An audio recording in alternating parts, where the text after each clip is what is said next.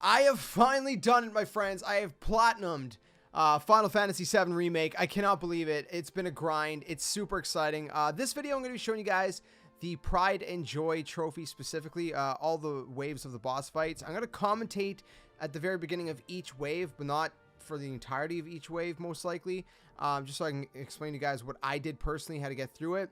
I'm gonna have timestamps in the description below if you guys want to skip to each section, to each wave. But look at this, platinum, 0.7% of people have it. Now, what do you get for actually finishing, you know, the Pride and Joy fight, if you will? Let me cover that first in this intro. Well, what you get, my friends, if I go here, is you get, where is it? At the very bottom, you get this, the Gotterdammerung. I don't know how to frig you say it. But this thing is OP. Look at what it says at the bottom right. Enter battle with a full limit break gauge. Limit break gauge gradually fills during battle. You enter with a full limit gauge. That is absolutely amazing. That is super OP. So I actually did Pride and Joy at the very end of my hard playthrough. But I recommend if you guys can actually get it done before, then this thing is going to really help through your hard mode playthrough, in my opinion. So this is a great accessory. And there's a really cool cutscene at the very end as well with Chadley, which is really cool. I'm not going to spoil it. I'm going to put it at the end of this video if you guys want to see it. So before we jump into this, what was I using? First of all, I kept trying to use Cloud, Tifa, and Barret previously before I finished the game on hard mode, and I couldn't get it done. This time around, I went Aerith instead of Barret. So the first clip you guys are going to see of Shiva was actually with Barret, because I recorded these boss fights in segments in case I failed. Anyway, so I'm going to show you guys the material I was using. I put ice and I put elemental materia on Cloud, on his sword.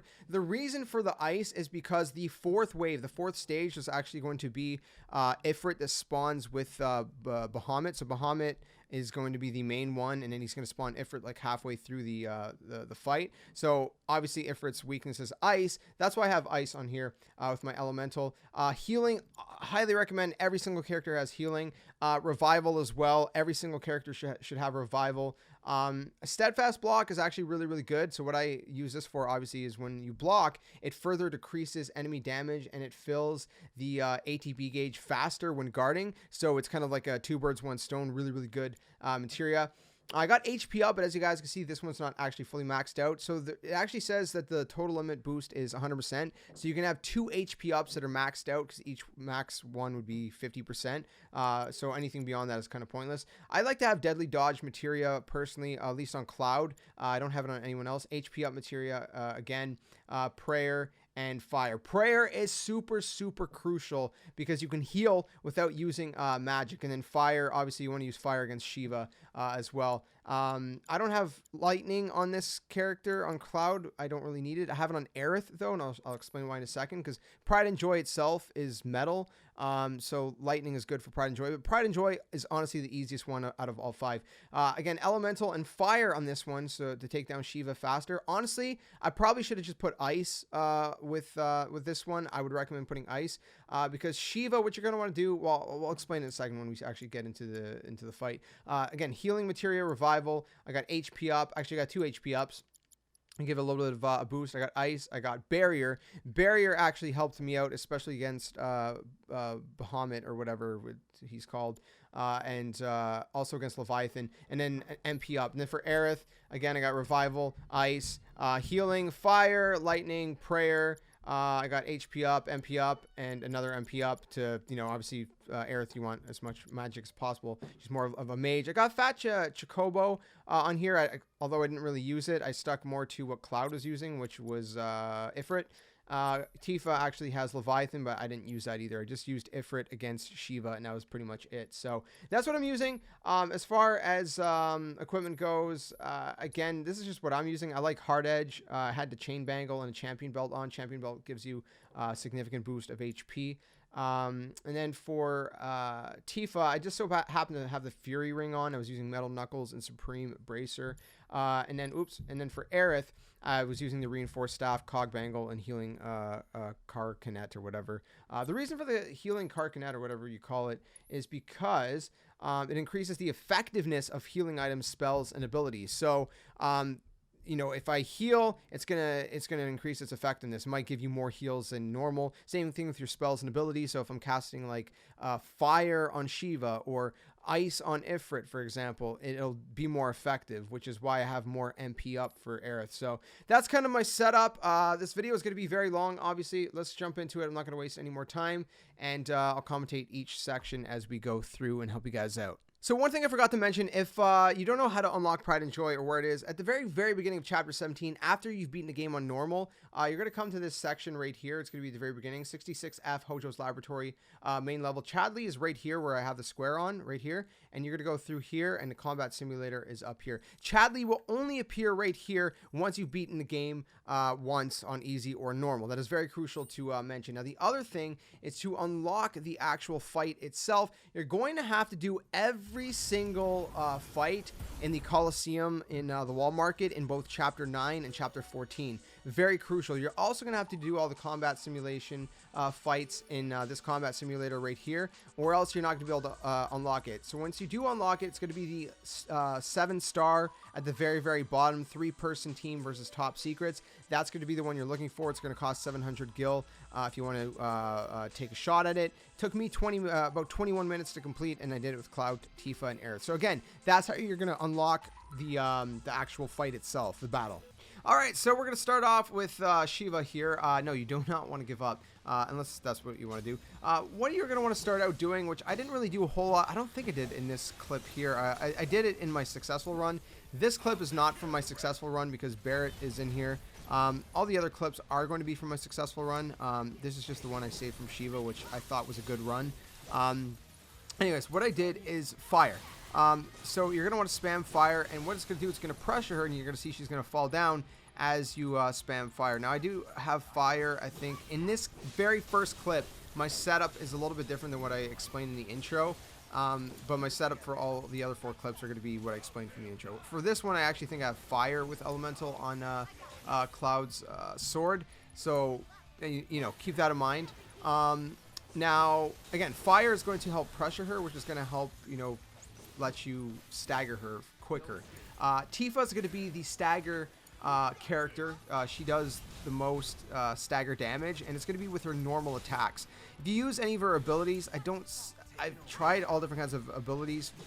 You guys can correct me if I'm wrong, but it doesn't seem to increase her the stagger that much unless you're using normal abilities. Now, when Shiva or any boss really is staggered, the best thing I like to do is I like to go to Tifa, and I like to spam a mixture of like uppercuts. I like to use Unbridled Strength and then use an Omni Strike and then like an uppercut right away. And then when I'm in midair, I quickly go to abilities and I do like a dive kick if I have ATB. And I feel like that's a great method. And then, you know, in between you can quickly switch to your other characters and use their special abilities as well. Whatever it may be, like if you're using Aerith like I recommended, because you know what, I thought Barrett was going to be the better choice. Aerith actually did really good because for her you know, her abilities and the way I have her set up. She was actually key to me actually successfully beating this I guess wave of trophies, if you will, stages. So anyways, the point is fire definitely, because at some point she's going to do these like fairy things you're going to see. By the way, watch out for her icicle impacts. They really, really hurt. Whiteout stuns you so you can't move, so watch out for that as well. She's going to do this thing where she like has fairies spinning around here, and at that point she is 100% immune to spells. So, you know, using fire at that point is going to be completely pointless, which is why very, very early you want to use as much fire as you can so you can pressure her, get her down, increase that stagger, and try to knock her out as fast as you can before she starts doing that. Because when she has the fairies, I don't know how exactly it works, but at some points she seems to be healing. I don't know how she heals. But she does heal somehow at some point, so you know, that's kind of your best bet. Now, like most boss fights, you do want to play it patiently, but obviously with this, you know, you want to be aggressive while patient, if that makes sense, right? Like you don't want to you know, what's the word I'm looking for? You know, take your chances in the sense of like overdoing it, right? Like there's a time to take your opportunities, and there's a time to like back off. And as you're seeing, a lot of the times I'm getting hit by like icicle impact and things like that, or whatever it's called. which again is why it's crucial to have things like healing and revivals on every single character. Now, Prey is huge. Again, I have Prey on 2 different characters. For the rest of this playthrough, I'm going to be obviously using Aerith, and because I have that one item on Aerith that increases the effectiveness of her spells and abilities and things like that, what that's going to allow me to do is it's going to allow me to have a more effective Prey. And Prey uses your ATB, which is a whole lot better than using your MP. So that's Shiva. Let's move on to the next wave. Okay, so for the next wave number 2, it's going to be Fat, whatever you call it, Fat CHOCOBO or whatever. This one's pretty easy, honestly. It's not too difficult. The hardest part about this is going to be, dodging its moves, obviously. But it's kind of sits around a lot. At some points, it's going to go boom. When it says boom like that, move out of the way. Don't do what I did. Because if you do what I did, then you're going to get hurt. You're going to want to stagger it as much as you can. So obviously using Tifa a lot is going to be good. I used Cloud at certain points to fill his ATB because I had a prayer on him and also have prayer on Aerith, so I'll switch to them to kind of fill their ATB mostly. It's also worth noting that Moogle is also in here. Moogle is going to be the key to what makes this a little bit more difficult, because Moogle is going to spawn different enemies. I can't remember what both of their enemies are called. Like this one here, I can't remember what that enemy's called. It's like those round bomb fire things. And then it's also going to spawn Tonberries or whatever they're called at some points, and those are annoying. They're both very easy to defeat though. You shouldn't have too much difficulty defeating them, but if you're distracted with doing damage from the Fat CHOCOBO, then you're going to very easily get damaged from those other enemies that are spawning. So just keep in mind, if you're locked on, this is kind of the best way to do it, is that if you're locked on to Fat CHOCOBO, if you don't know if there's any other enemy spawn, once in a while hit like left or right on the right stick to kind of see if your lock on switches enemies, or unlock and just kind of like take a quick glance around. But right there, as you guys just seen, there was a poof of smoke. If you ever see a poof of smoke, that means Moogle is spawning an enemy. And especially if it's the Tonberries, they can smoke you in 2 split seconds. So make sure you take them out fast as humanly possible. Obviously the best way to defeat those are hitting them from behind or on the sides or whatever. Again, they don't have too much health. They will die if Fat CHOCOBO kind of like stomps, like comes to roll or stomp on you, and he accidentally rolls or stomps on one of the other enemies. But that's the honestly, that's the hardest thing about this fight. It's not very hard. It's probably the easiest fight next to Pride and Joy. Pride and Joy is honestly like the easiest, most likely. I don't know, Fat CHOCOBO or Pride and Joy. I'm pretty sure Pride and Joy, I would say, is the easiest one. It's not too difficult. You'll see when we get there. Anyways, I'm not going to commentate the rest of this stage. I'm going to let you guys watch the gameplay. If you guys want to see exactly how we did it for the whole thing. I'm not going to commentate the whole thing. I will come back with a commentary once we move on to this to the next wave. Again, timestamps are down in the description below if you guys want to skip ahead. But if you guys do want to see how I played this through, just keep an eye on out for that. One last thing you do want to mention about this fight is that, like any other fight, when you stagger the enemy, the best thing to do is use Tifa. Tifa fills up that stagger percentage fast. Use things like Unbridled Strength, use Omni Strikes, use Dive Kicks, mixture of different things like that. She's very good at doing that. So not just to increase the stagger gauge, but also once the enemy is staggered. Of course, you can switch over to Cloud real quick and do like a Braver or whatever ability, and then switch back to Tifa. But that's kind of your best method to doing that.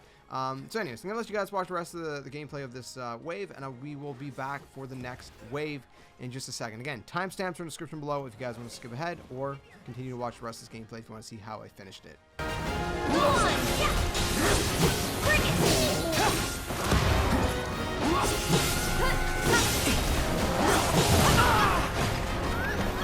Man, I trained for this.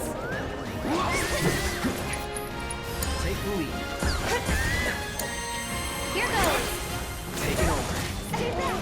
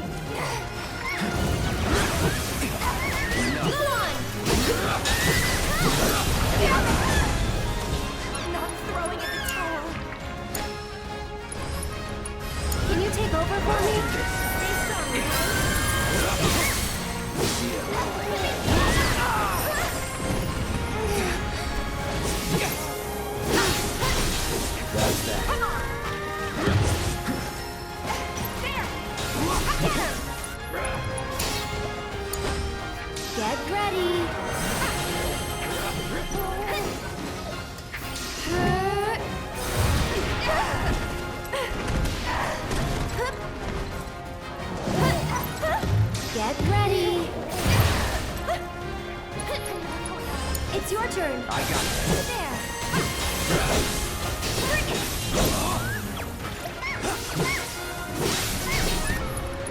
Don't overdo it. I'll take care of them. Stop it! Let's do this.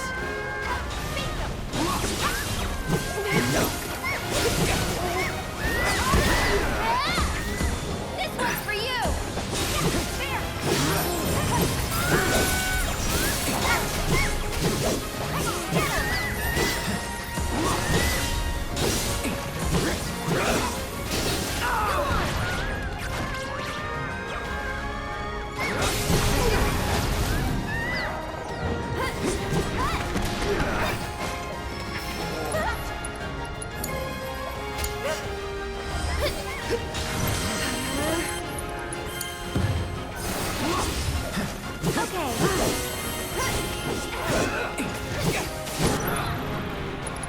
You're out of luck.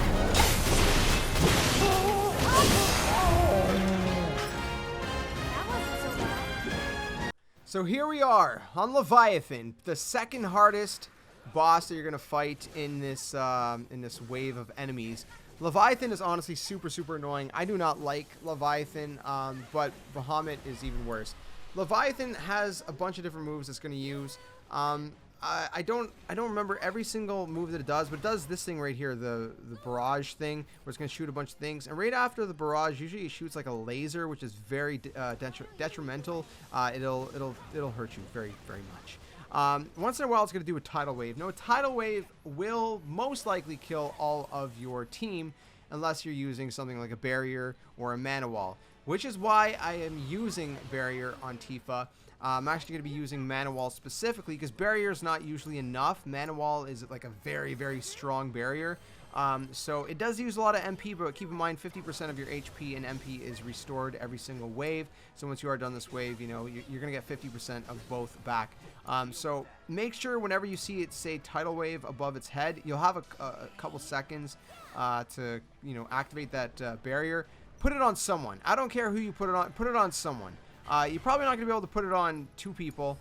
You probably won't have time. If you do, great. If not, I mean, you know, put it on someone first. I would put it on Cloud. That was just what I was doing because I play best with Cloud. But you put it on whoever you want, really, realistically.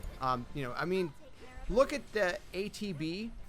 I guess that's your best bet because if one character has, you know, 2 ATB and the other, you know, characters don't have any ATB or only 1, then obviously you want the one that has 2 because then you can quickly res the other 2 characters with that character as soon as they faint, because they're gonna faint.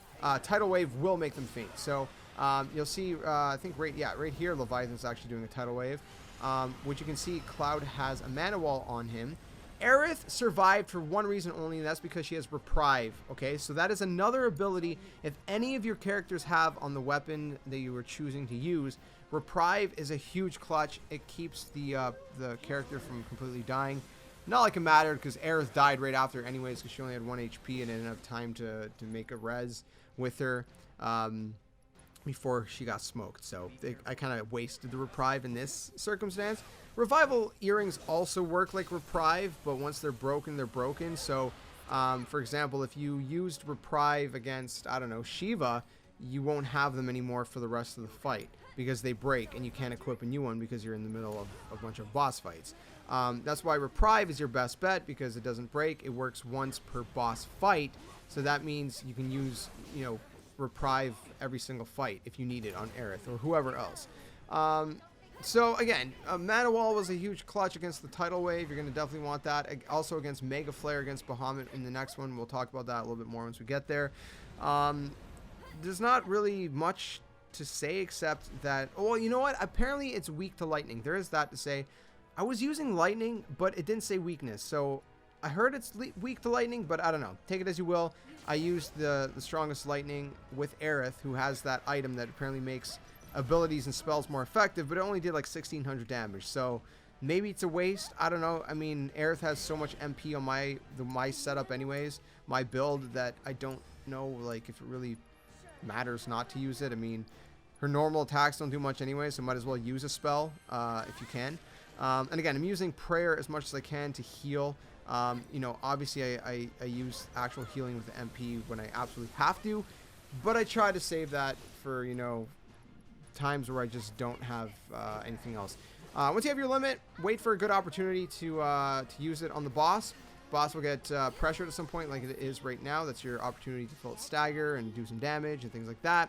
You know, you're used to this kind of rinse and repeat kind of method by now, if you will. And that's pretty much all there is to it. I usually keep my ATB for heals. I try not to use it too much for actual abilities. You know, a lot of people, some people in my streams actually ask, like, why don't you use your abilities much in certain boss fights? That's one of the reasons, is because I like to make sure that I have them readily available if I need them. If I get caught in a pickle where I absolutely need to use a heal of some sort, whether it's revival, healing, prayer, whatever, you know, if I feel like I can use it and get away with it, then I will. Also, when it does that spinning dive, make sure you're blocking, or else it's going to do a lot of damage. I haven't figured a way how to dodge it completely. I don't know if you can dodge it completely, but especially with Cloud, with that, what is that, steadfast block, it barely does any damage to you. So just, you know, maybe keep on the character that has that materia equipped, if you have equipped the materia, and you should be good to go. Anyways, gonna let you guys watch the rest of this boss fight. I don't know if there's a whole lot to say. Like always with any of these boss fights, if you have questions, if something didn't make sense, leave them down in the comment section below. I'll do my best to answer them to the best of my ability. But again, enjoy the rest of this boss fight, and I'll be back with the next wave to explain yet some more how to continue this this trophy. Keep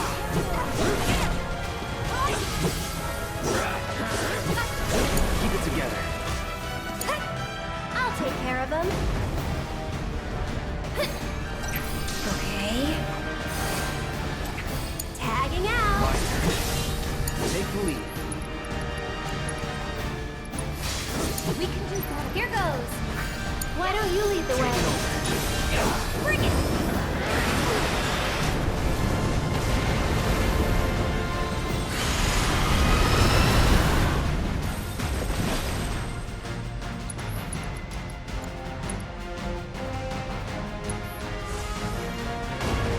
Still up for it?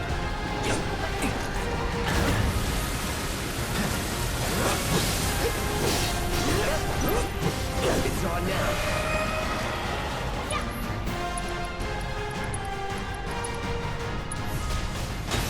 You okay?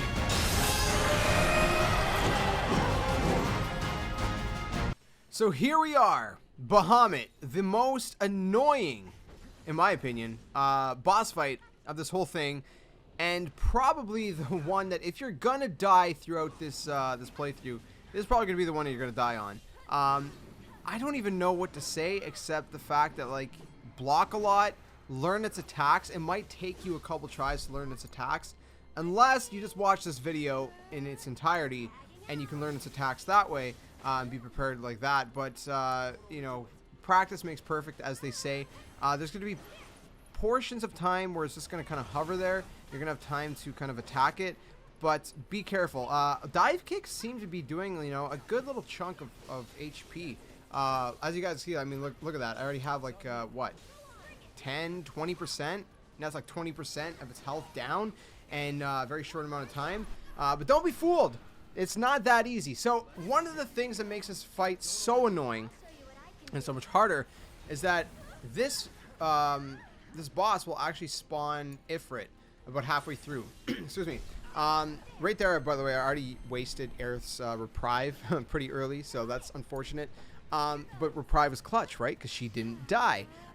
Anyways, Ifrit, again, this is why I have Ice linked to my Elemental on my Cloud, on his sword, because as soon as Ifrit comes into the fight, I'm gonna want to just destroy him. Now, in my opinion, save your limits for Ifrit, because I don't know if I'm pronouncing it right, by the way. If I'm not, just don't roast me in the comment section. Save your limits for him, because as soon as he comes in, you're going to want to destroy him, because if not, you're going to have to deal with Bahamut, who is already stupid annoying, doing all these kinds of stupid attacks on you that are very powerful, while you have Ifrit, who is doing all these like fire damage kind of attacks, and it's just a headache, man. So the faster you can get rid of Ifrit, the better. You're going to see how he did it in just a second here. As for Bahamut, just again, learn its attacks, learn when to block, when to dodge. There's certain portions where he was attacking Cloud, so I ended up switching over to Tifa to go in for some attacks. Right here was not a good a good instance of that. As I'm telling you guys that was kind of like the worst case scenario that could have showed up on screen. But yeah, that's what I was kind of doing. This portion right here, when you see it, see it counting above its head, it says 3 right now. By the way, that's counting down to the Mega Flare, which is something you're going to want Mana Wall for so you can survive it.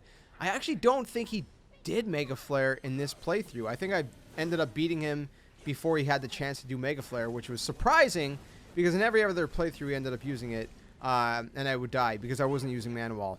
That's why I'm telling you guys to use Mana Wall against it, just to be safe, right? On the safe side. Because if not, you are going to get smoked, and it's not going to be a good thing. So here's Ifrit. As soon as he spawns in, I don't quite have my limits. I mean, I have it for Aerith, but that's not going to do much for me. And so I'm just going to try to attack him the best as I can. You know, use a couple, you know, Omni Strikes, things like that. Tifa's almost dead. And then by this point, Tifa does have her limit, thankfully. So I'm going to res her and use her limit. And then Cloud's going to have his limit shortly after. But as you guys can see, I'm getting weakness against him because I'm using Ice linked with Elemental in my sword. That's very, very crucial to destroying him fast. That's why I would recommend, you know, even with Tifa or Aerith, whoever you choose, to also link Ice with an Elemental. Because Shiva, you can get away with just using fire spells. You don't need it linked to an Elemental. But Ifrit is going to be the big thing because you want to destroy him so fast so you can get back to focusing on Bahamut, hopefully before he uses Mega Flare, because that's going to really, really set you back, and it's not going to be good. So, again, wait for your opportunities. Like always, be patient, and, you know, make sure you got ATB filled up for especially whatever character has barrier equipped, because whenever the Mega Flare does come, if it does, if you don't get to defeat him first, you're going to want to have enough, you know, ATBs so you can actually equip Mana Wall on at least one character. Keep that in mind. Right here, you guys see, like I said, you know, whenever I have an opportunity, I'm using Tifa a lot for stagger, using Omni Strikes, I'm using dive kicks. They're very, very effective, I found, to, you know, doing some, you know, significant damage, if you will. You know, once in a while I'll use Aerith. I didn't use Aerith a whole lot against Bahamut, but I don't know. I mean, like always, if you have any questions, leave them down in the comment section below, but I think it's pretty much self-explanatory, you know, here on out. But, yeah, I guess that's pretty much all I did. I mean, there's not really a whole lot else for me to say. I guess I'll let you guys watch the very, very end of this clip. Oh, one last thing, actually. When he dive bombs, make sure you guys are not all huddled up. Try to spread your characters out. If you can quickly switch between characters and make them, you know, move out of the way and away from each other, the better. Because if he hits like 2 or 3 of you, then that's going to do significant damage. But, I mean, that's pretty much it. Well, we're at the end of the boss fight anyway, so we're just going to, you know, move on. I'm not going to cut the commentary here. We're just going to continue commentating into pride and joy, if you will. So there you guys have it. There's the victory. That's pretty much what I did. Hopefully it helps you. Hopefully it works out for you. I think the biggest thing is, you know, defeating Ifrit as fast as possible. Pride and joy. Probably the easiest one. It looks pretty intense, especially the fact that I just got Cloud killed at the very beginning, but it's not. When it does that laser beam, just avoid it. It's very easy to avoid. This thing is very slow. Certain points it's going to grab someone, and I don't know if it's inevitable. It feels like it's like unavoidable. At least it did for me. And so all you can do is try to avoid that when he does that. But he's super slow. He's super easy. So he's going to do this thing where he looks like he's farting out fire or something. I don't know what he's doing, but be wary of that right there. Be wary of that and attack him when you can. Now lightning, like I said, because he's metal, lightning is huge. So if you have Aerith and if you're set up similar to the way I'm set up, where she has that item that increases its effectiveness, then what you're going to want to do is you're going to want to use lightning, especially, you know, the maxed out lightning, the Thundergara or whatever.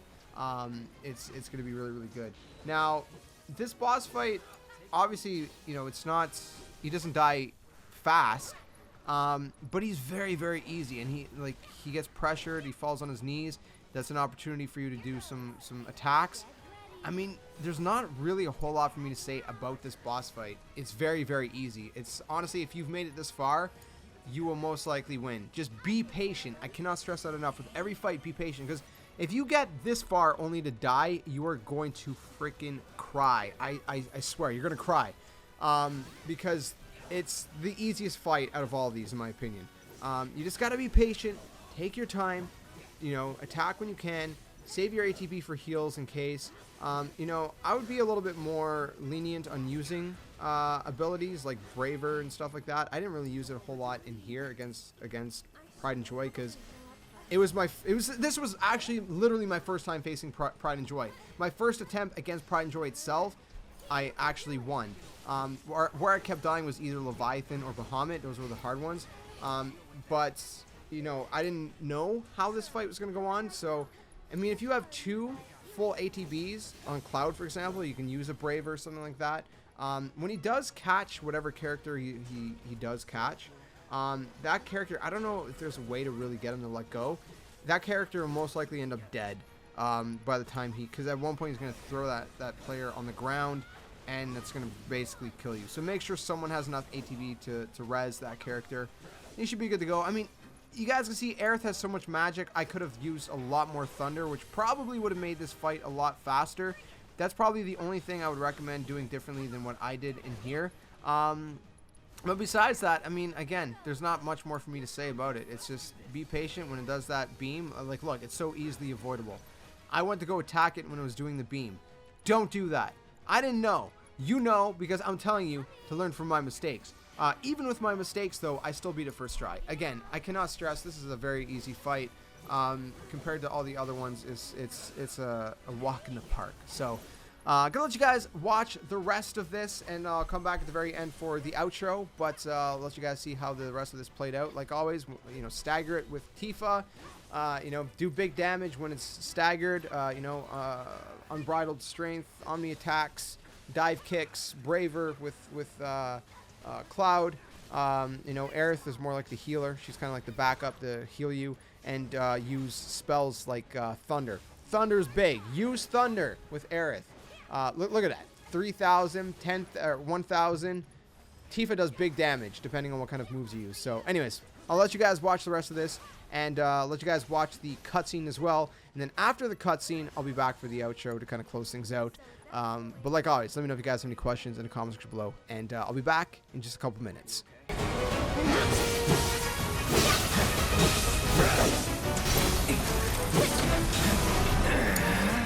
So it's my turn? Ha! I'm coming! I'll take care of you. Bring it! Get him!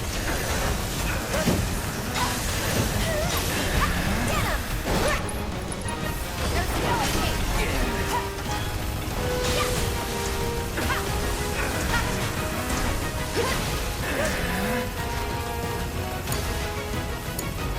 I'll show you what I can do. Go on! Bring it! Here! Take that! There's no escape! Here!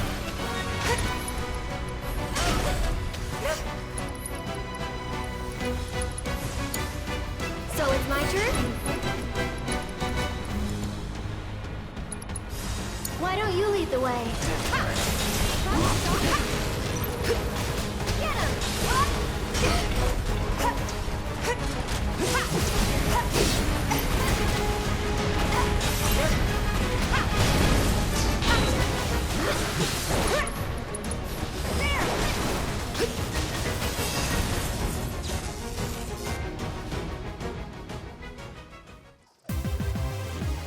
That it?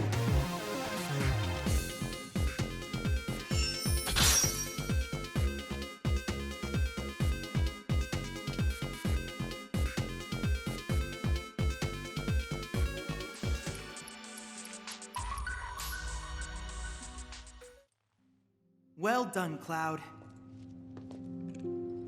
You've managed to fully tap into the potential once locked within you. Now that my research is at long last complete, I believe that it's time I told you the truth about myself. I'm not human. I'm a cyborg created to serve as Hojo's assistant. I was given knowledge and power beyond that of a human, but I was robbed of free will, bound to obey the whims of my master. But when we met, Cloud, I sensed something within you, something I knew would allow me to break free of my chains. By identifying and studying a subject with infinite potential such as yourself, I could adhere to the directives imposed upon me, all the while pursuing my plans for independence in secret. Your combat data provided me with the vital information that I required to enhance my basic functionality. This is the result. Through my research and with your assistance, I have freed myself from Hojo's bondage. Cool. I cannot thank you enough for your help. You've given me the power to finally live life on my own terms. So, what are you gonna do now? I'm not sure. It's all a big, wonderful mystery.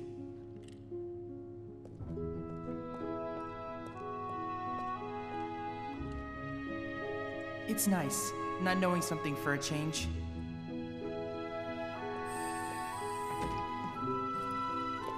So there you guys have it, my friends. That is the full guide on Pride and Joy, how to get each wave completed. Hopefully it helped you guys out. If you guys have any questions, like I said, leave them down in the comment section below. But like I said, once you complete it, you're going to unlock the whatever the item's called. I don't know how to pronounce it. It's like German or Russian or whatever. It's really good though. You enter the battle with a full limit break gauge, which is going to be very helpful to completing the game on hard mode. Obviously, I did this at the very end as my last trophy.